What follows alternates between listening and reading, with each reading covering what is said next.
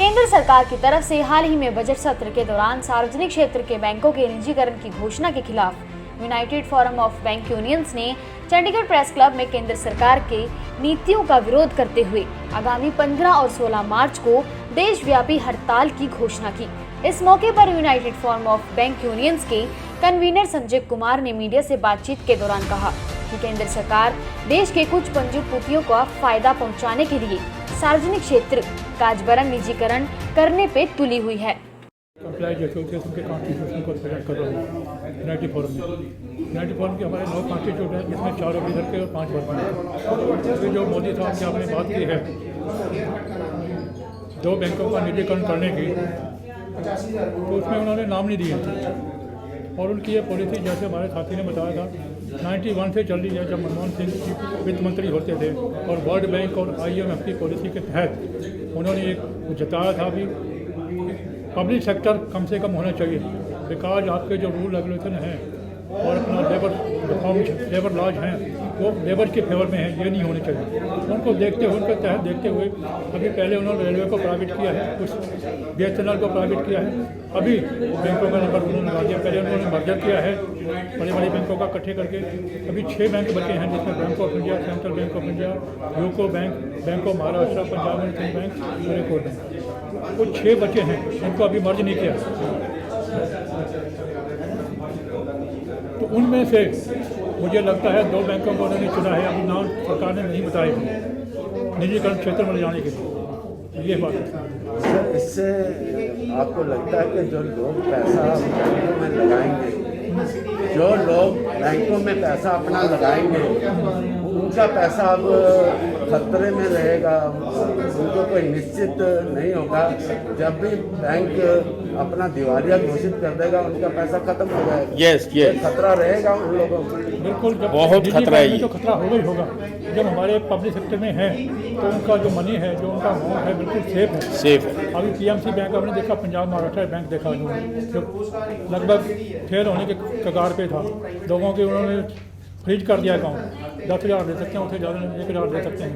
ताकि वाइज जब public sector bank के जो बैंक हैं वो प्राइवेट कर दिए जाएंगे, निश्चित रूप से जो पब्लिक को लोग होगा उनके पे वो फ्रीज लगाया जाएगा। इस अमाउंट से आप ज़्यादा विड्रॉ नहीं कर सकते। जब तक आपका पैसा सरकारी बैंकों में पड़ा तो वो सुरक्षित है। ਇਹ ਨਾ ਤਾਂ ਦੇਸ਼ ਦੇ ਹਿੱਤ 'ਚ ਹੈ ਨਾ ਲੋਕਾਂ ਦੇ ਹਿੱਤ 'ਚ ਹੈ। ਸਭ ਤੋਂ ਵੱਡਾ ਪੁਆਇੰਟ ਇਹ ਹੈ, ਠੀਕ ਹੈ।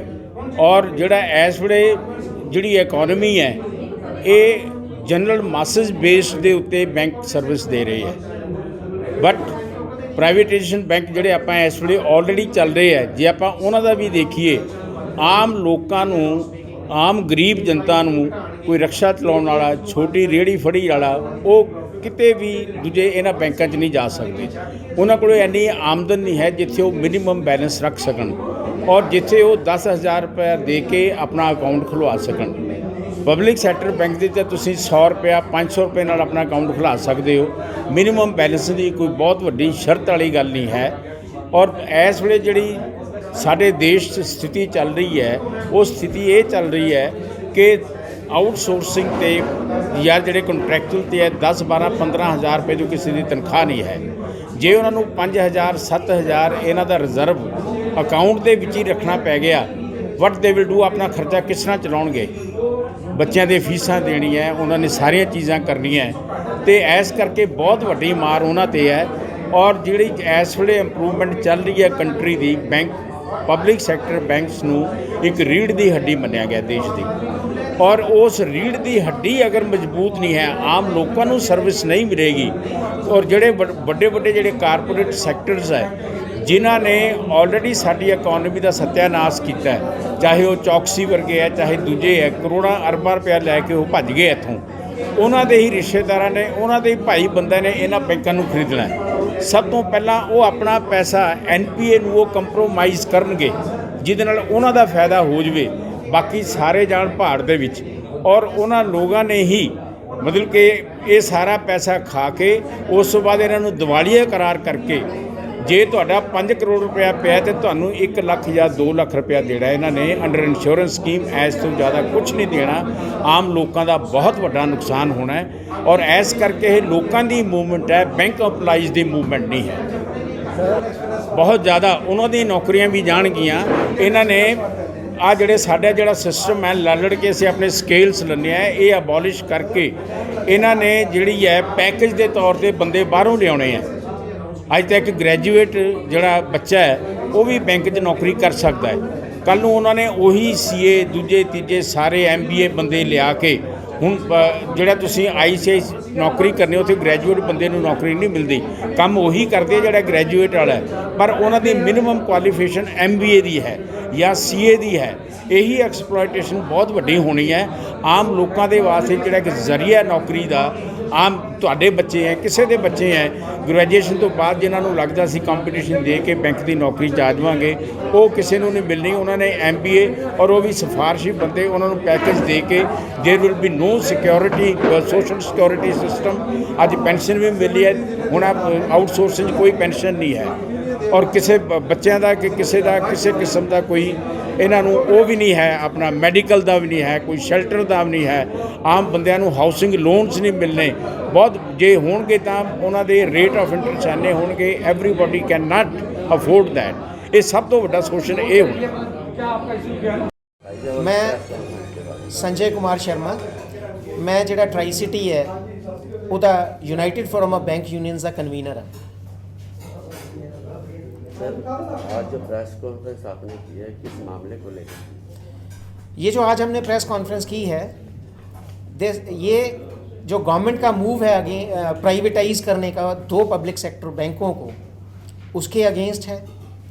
ये हमारे जो प्रोटेस्ट हैं ये 4 तारीख से शुरू हो गए थे। उसके बाद में हमने 19 को ट्राई सिटी में डे लॉन्ग धरना भी दिया था।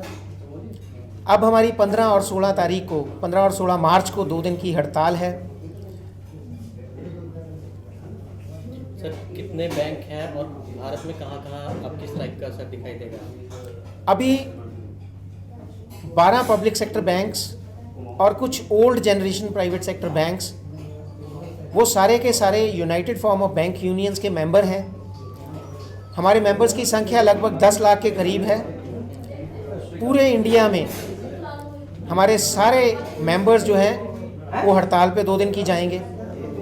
सर, कौन कौन से बैंक हैं? 1-2 बैंकों के नाम दे दीजिएगा जो आपके इसमें